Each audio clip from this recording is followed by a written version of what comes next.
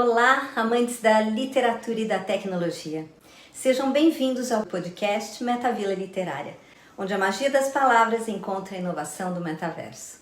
Não esquece de se inscrever no canal, seguir a Metavila Literária nas redes para ficar sabendo dos próximos eventos.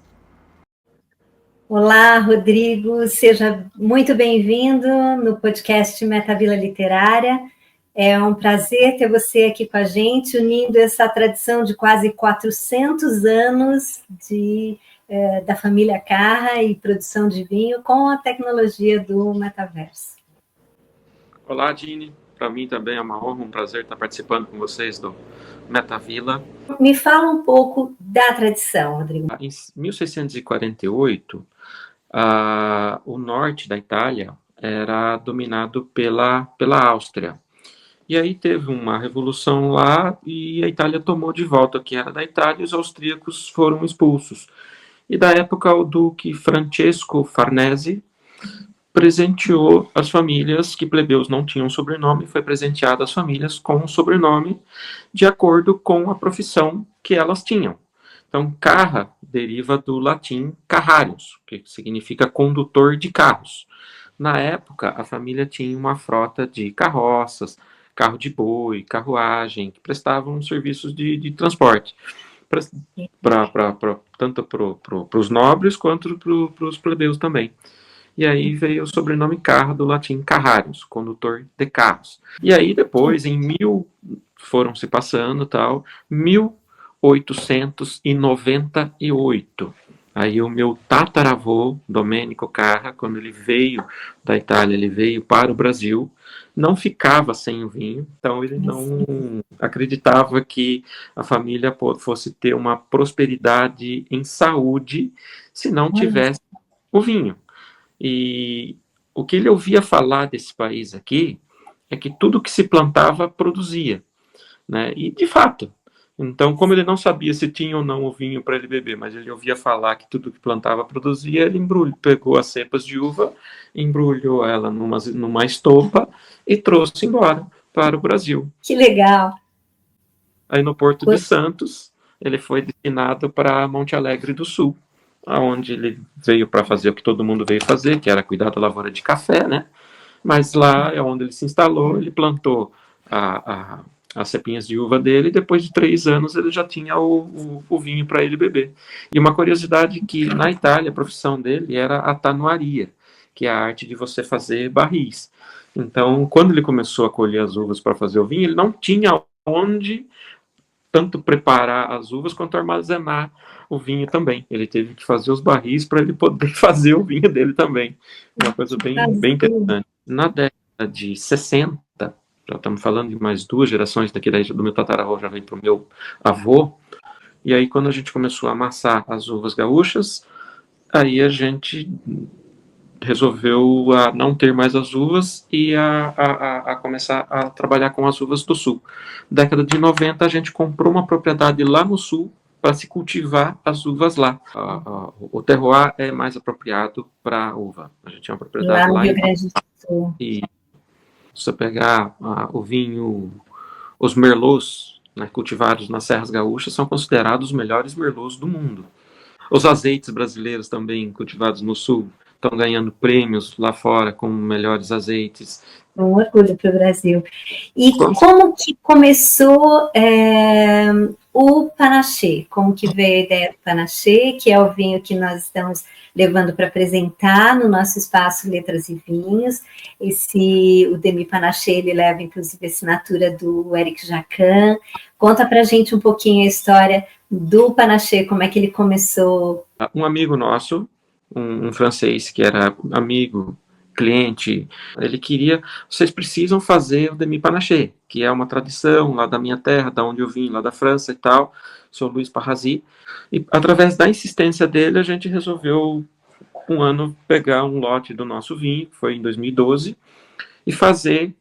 Ele veio nos ensinar como é que fazia, como é que dava o corte das uvas, porque existe enquanto que uma uva normal fica 7 dias na fermentação, o vinho do Demi Panaché fica apenas 30 horas, então é um processo diferenciado. E aí quando a gente fez em 2012, mas a gente fez muito pouquinho, porque era teste só, né? Fizemos, acho que não me engano, foi 200 quilos de uva. E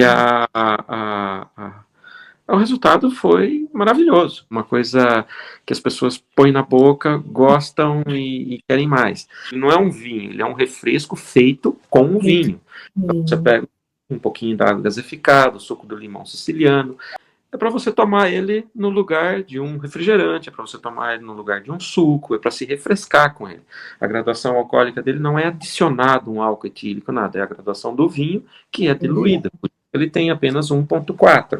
1,4, isso me impressionou bastante, porque é muito leve, isso deixa ele mais refrescante ainda.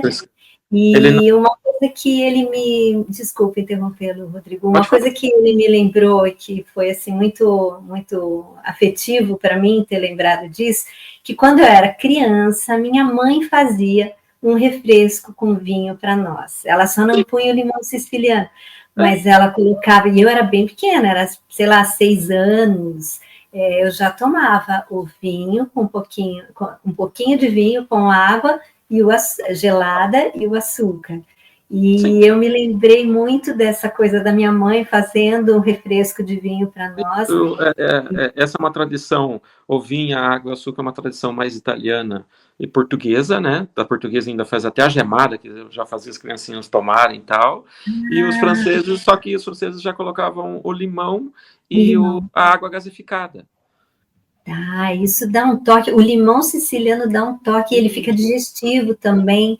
Como que você gosta de consumir o panaché? Você gosta da harmonização dele de que jeito que você gosta? Eu sou suspeito de falar, tá? Eu costumo dizer que ele harmoniza desde uma salada de frutas, fica maravilhoso.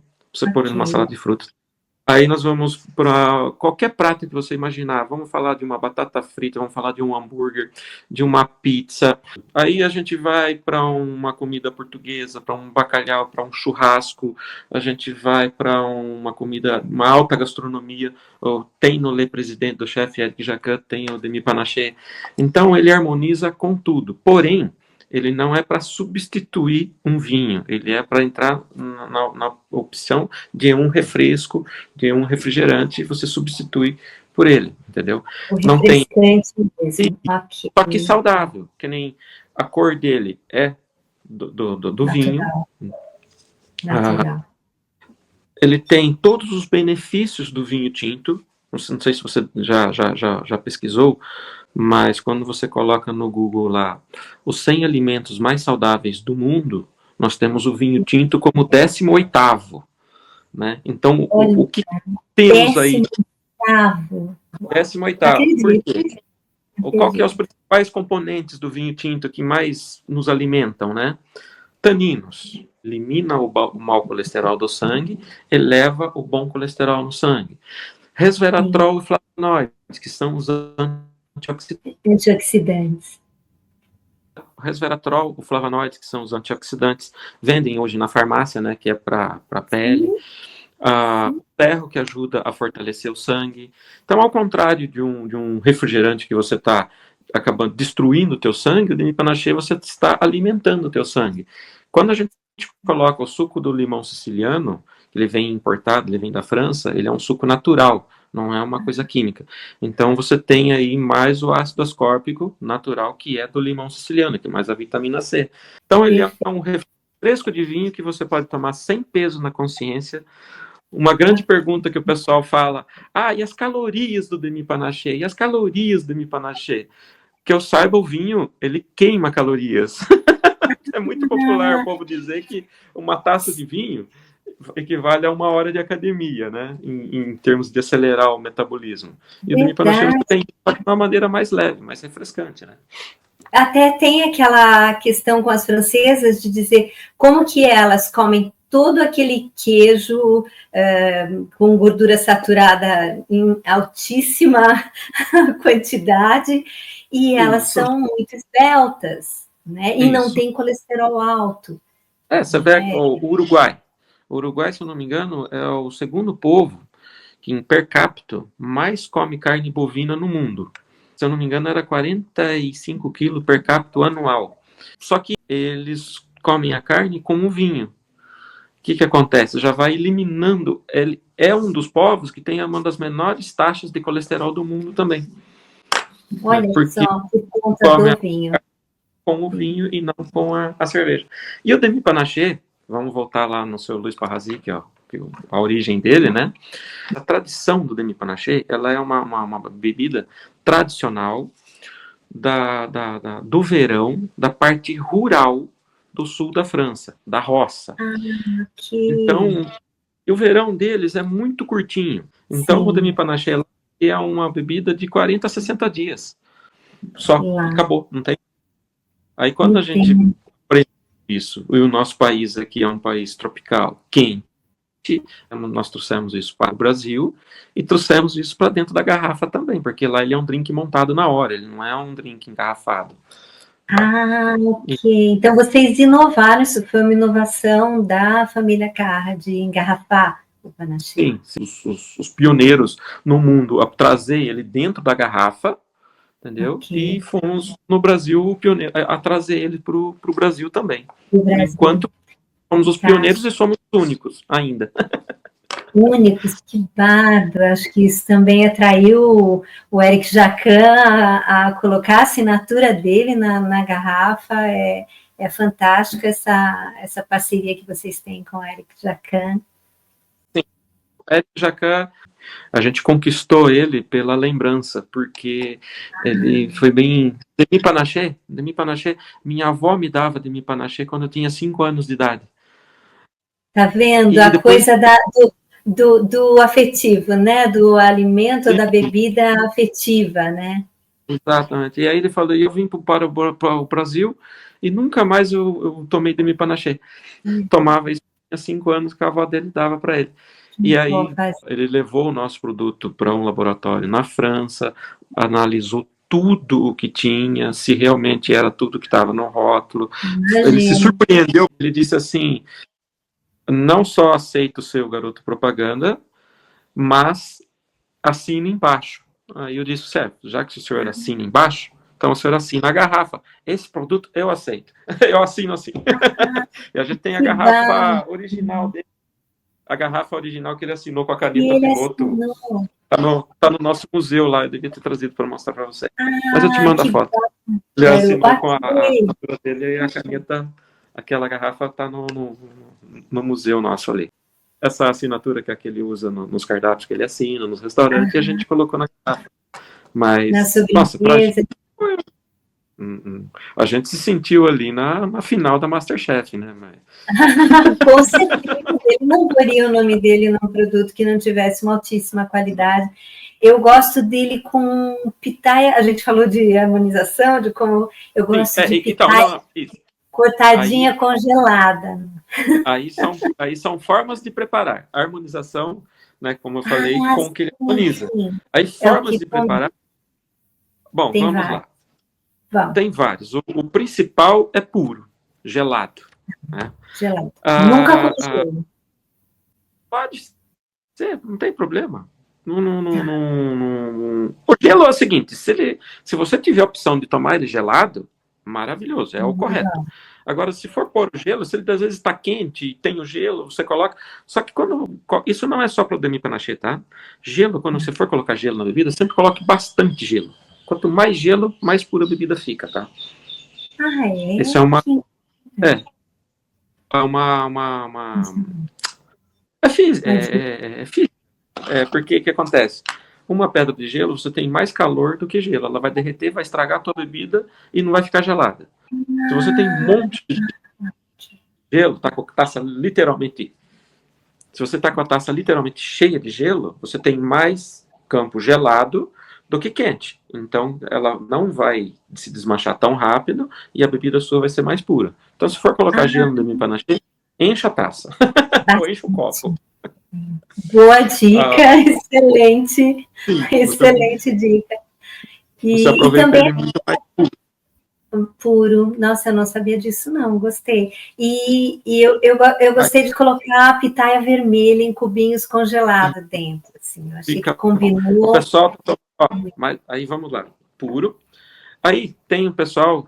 os restaurantes principalmente, estão servindo ele puro, só que em vez de colocar o gelo, eles estão colocando frutas congeladas, blueberry, morango, a cereja, frutas silvestres, frutas vermelhas congeladas, aí pega um raminho de hortelã, macera ele, coloca dentro da taça e completa com o demi-panaché.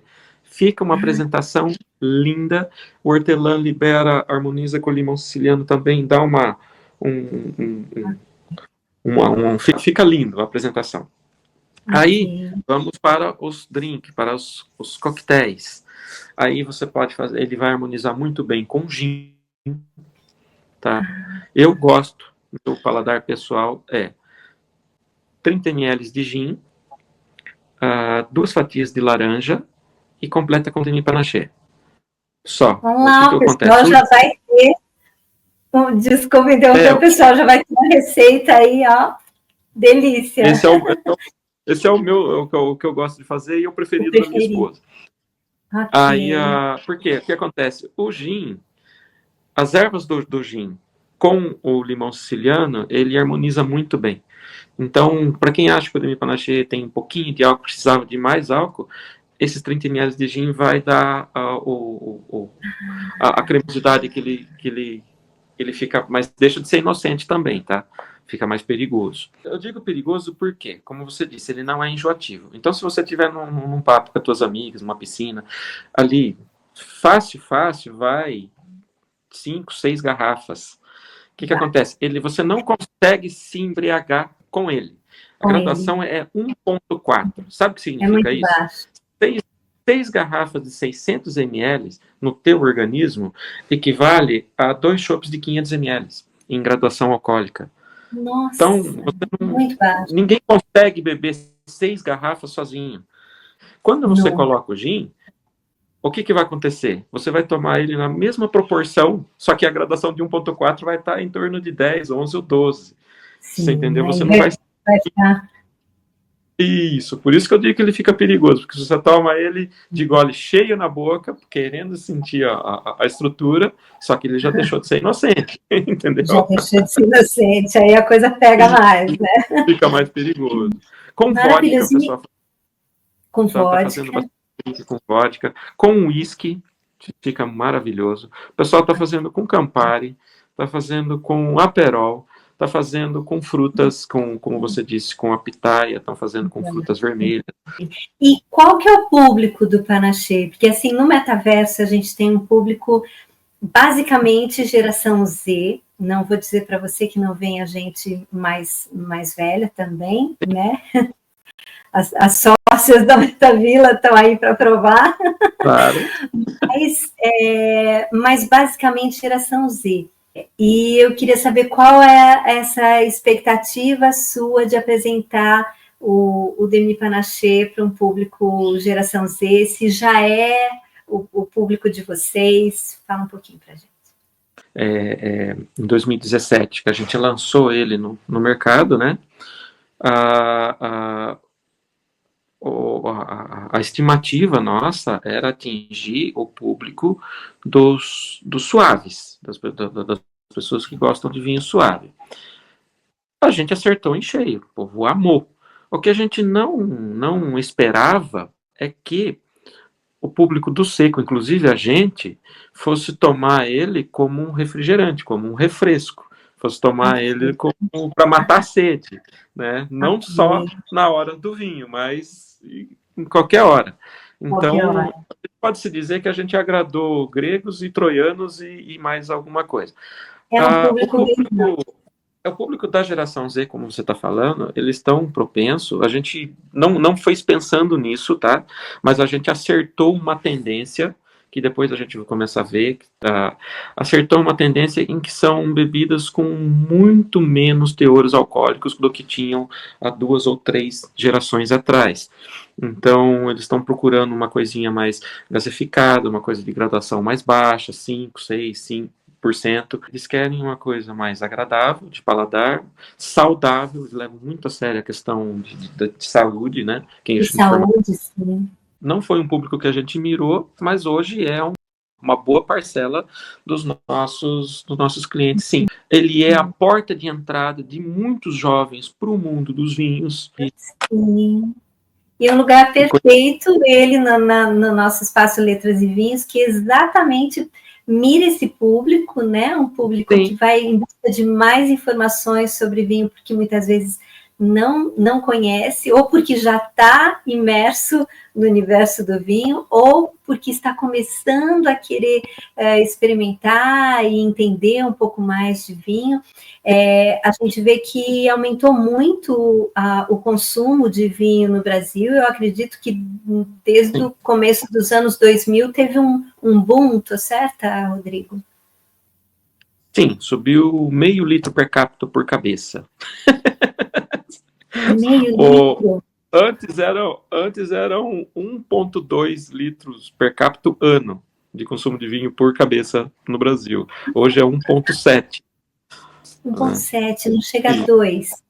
Poxa, não é muito alto, né? Isso. E você pega a média per capita de um europeu, os franceses são os que mais bebem, é 72 litros ano. Nossa! Um italiano, se eu não me engano, não tenho certeza, mas acho que, se eu não me engano, é 68 litros ano. Não, eu acredito, porque eu tinha um tio-avô e ele tomava uma garrafa de vinho sozinho na refeição, tranquilamente, e eu me lembro de um dia procurar no cemitério de Verona, que a família tem né, eu sou Guine, né? Então eu sou do Vêneto e a família tem um mausoléu lá, Guine, e eu fui ver, porque é muito organizado o cemitério, então pela internet você acha, só digitando o nome da pessoa, eles te dizem onde está, que ano faleceu e tudo mais, e eu fui procurar esse tio e não encontrei. Eu falei, ué, será que ele foi para Roma porque a filha morava lá? E aí, sei lá, será que foi enterrado lá? E eu pensando no tio, e de repente falei, vou ligar para ele. E ele, pronto? Estava com 98 anos. Você viu só? 98 anos. E eu procurando ele no cemitério, olha um pouco, Rodrigo, que coisa louca, eu achando que ele já tinha falecido. Bom, hoje em dia, isso já faz quase 10 anos. 98 anos e tomava o seu vinhozinho todo dia. Uma garrafa por refeição. Então, o vinho hoje as pessoas estão chegando a 98 com uma facilidade muito maior. Há 10 anos não era tanto. Então, 98, eu sinceramente achei que ele já tinha falecido e ele estava fortão lá. Ele perguntou onde você está, porque ele achou que eu estava na Itália, ele já queria encontrar comigo. E foi muito gostoso falar com ele. Já fazia anos que eu não tinha contato. E o vinho. Com certeza é o vinho, Rodrigo. Mas olha, eu imaginava que o nosso consumo estivesse bem mais alto. Pode ser que eu esteja desatualizado. Eu estou falando números de 2, 3 anos atrás, tá? Mas não deve ter mudado muito, não. E a gente tem um campo enorme aí, então, ainda de explorar para que as pessoas venham a consumir, porque, de fato, o vinho está comprovado já, a questão que você falou do colesterol. Hoje, a ciência está no Google, essa informação, qualquer um. O que eles recomendam? É 125 ml no almoço, 125 ml no jantar. O excedente a isso, aí o teu organismo passa a ter os malefícios de bebida alcoólica. Mas 125 junto com a refeição, o álcool ali, ele facilita a digestão do teu alimento, os taninos já entram em ação já no teu estômago, já eliminando o mau colesterol daquele alimento ali antes do organismo absorver, e ele vai conduzir tudo que tem de bom do alimento e do vinho para o organismo com uma velocidade muito maior. Tanto que, se você notar, hoje, a maioria dos remédios homeopáticos são feitos com álcool de cereais, mas ainda tem uma boa parcela, e antigamente era feito com conhaque, não é? Os remédios homeopáticos? Sim. O conhaque é o quê? É o álcool vínico. Então, você faz o vinho, coloca o vinho no alambique e destila aquele álcool. Aquele ali é o conhaque. Esse álcool, o álcool vínico, ele é o melhor condutor que tem. Nenhum outro álcool tem uma condução tão rápida em absorção pelo organismo quanto o álcool vínico. Por isso que ele era usado nas... De fato, ele é sagrado, tá? É sagrado. Não, sim, um médico conhecido da família, ele inclusive foi diretor na Unicamp do hospital e tudo mais, ele tinha um curso que ele fez na Itália, quando jovem, e ele contou para a gente que lá eles davam a medicina, eles davam remédio para os pacientes com um copinho com vinho. Um copinho com vinho, Ele viu isso em hospital, não é que, sabe, era na casa das pessoas, não, ele viu em hospital ser feito isso. Por causa da condução, ele conduz o remédio com mais velocidade. Mas existe, claro, um pouco do... Vamos falar de história, né? Eu gosto muito. Mas existe muito assim, que nem se você pegar 1000 anos atrás, uma parte mais longe, né, das casas, que não tinham água armazenada, não tinha coisa e tal. Então, para se beber, dependendo da condição que era mais saudável você tomar um vinho do que você tomar uma água que estava contaminada. Isso, sem saber o que era. E foi muito usado nas guerras. Então, tanto é que os franceses, os navios de Napoleão, eles não abasteciam os navios com água para a tropa dos militares quando iam em batalhas navais e tal. Não era abastecido com água, era abastecido com vinho, porque você imagina a água num barril de madeira embaixo de um sol escaldante no navio chacoalhando para lá e para cá. Depois de 3 dias, aquela água estava podre. Estava podre. Então, o que acontece? Sim. Eles embarcavam vinho. Além de não apodrecer, né? Ainda deixava a tropa mais encorajada, digamos assim. Sim, pelo menos isso eles tinham, né? Isso, né? E os britânicos, né? Os britânicos abasteciam as tropas com cerveja. Também os navios britânicos não eram abastecidos com água, era abastecido com... Não tinha como armazenar água. Não tinha como. Não tinha como, né? Era madeira. Sim. Tinha vedação. Existiam ratos, então a bebida era a forma mais segura de você matar a sede, na verdade. Nós estamos falando de 500 anos atrás a 2000 anos. É considerado pela ciência, estudos, a quantidade exata que a gente deveria consumir de vinho por dia, né, como alimento. Uma coisa é você beber vinho, outra coisa é você se alimentar com o vinho. Então, como alimento, seria 125 ml junto com a refeição, nem antes e nem depois. Antes, teu organismo interpreta como bebida alcoólica, você tem os malefícios de bebida alcoólica, depois também. Junto, não. Teu organismo absorve aquilo como alimento. O excedente também. É bem interessante isso. Tem um ditado que diz assim, que a primeira taça é da saúde, a segunda é da alegria e a terceira é da polícia. Essa eu não conhecia. O Denis Panaché, como a base dele é feita do vinho, então ele vai ter todos esses benefícios, acrescentado ainda mais do ácido ascórbico, que é do limão siciliano, que é da vitamina C, né? E só que de uma maneira mais leve, mais refrescante, de uma maneira mais agradável para quem não gosta do vinho seco, não gosta do vinho de coisa e tal. Muita gente não gosta. De uma maneira mais brasileira, digamos assim, mais agradável, né? Eu acho que é bem legal a gente estar nessa parceria com a família Carra, levando o Panaché para o metaverso, consequentemente levando o Eric Jacan também para o metaverso.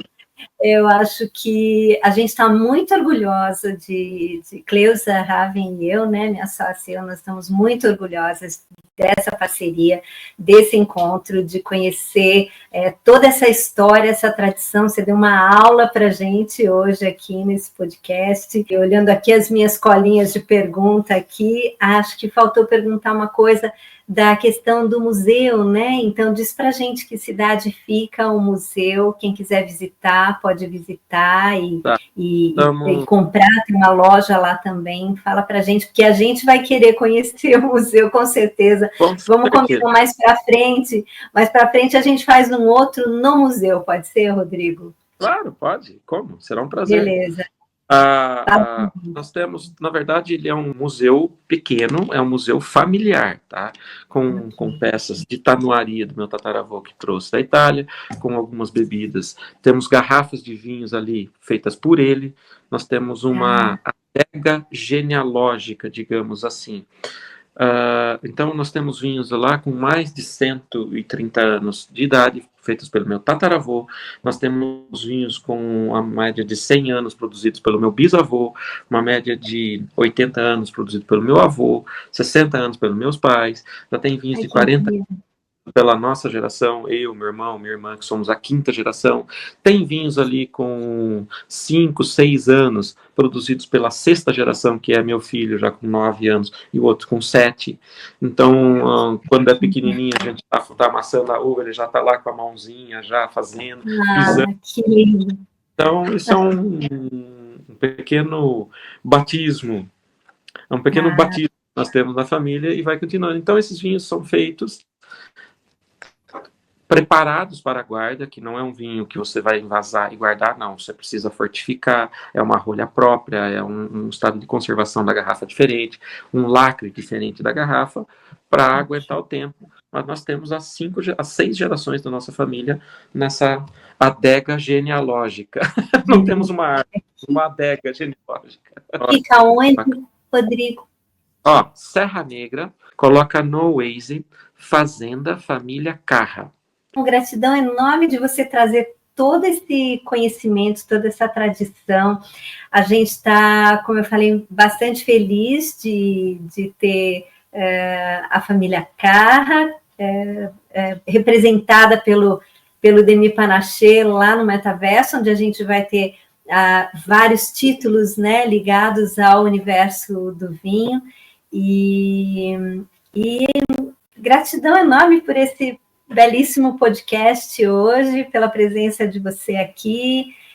Pessoal, venham conhecer o Demi Panaché no Metavila Literária, no espaço Letras e Vinhos, virtualmente, que vocês não vão se arrepender, mas também não deixe de provar ele. No Metavila tem uma proposta virtual que vai gerar uma vontade, vocês não vão ter, não tem como, ainda não é possível fazer assim e a gente provar, né? E provar. Mas nós vamos ter lá o link que vai direto para o site da família Carra e o pessoal vai poder pedir e receber em casa. Com certeza. Maravilha, ninguém vai passar vontade. E, claro, agora, a melhor opção depois do virtual, com certeza seria a física, seria vocês fazerem uma visita na Fazenda Família Carra, venha aqui conhecer, porque aqui não é somente uma loja, então você vai ser recebido com uma taça de cristal 480 ml. Se você não sabe tomar vinho, a gente te ensina a usar a ferramenta taça. Taça não é só um objeto de decoração, não é só bonito, aquilo é uma ferramenta onde você vai aprender a sentir o olfato, diferenciar o visual, o paladar, como se leva na boca, como se coloca o vinho na boca. Então, tudo isso é uma experiência que a gente ensina para as pessoas. Nós temos 12 rótulos de vinho, entre secos e suaves. Temos o Demi Panaché também. Muitas bebidas, né, Rodrigo, que a família produz, não é só essas vinho, inclusive cachaça, né, eu vi. Exatamente. Então, quando você vem para cá, você não vem e vai embora com bebida, você vai embora com um pouco de história.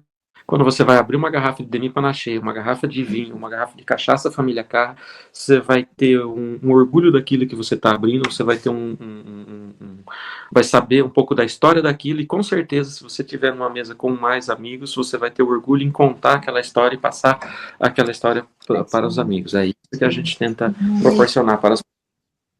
Muito legal, a gente vai levar um pouquinho dessa história lá para o nosso Letras e Vinhos, e ninguém vai passar vontade, tem muito local onde o pessoal vai poder comprar o Panaché para experimentar. Eu tenho certeza que vai todo mundo ouvir esse podcast aqui, vai procurar o Panaché, porque é tudo junto, né? A história, o que ele representa, o que ele é, essa coisa afetiva de remeter, quem é de família italiana como eu, remeter à nossa infância.